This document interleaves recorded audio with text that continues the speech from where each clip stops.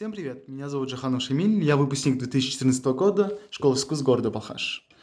Сейчас обучаюсь в Казнуи, лауреат республиканских международных конкурсов, артист ансамблей и оркестров.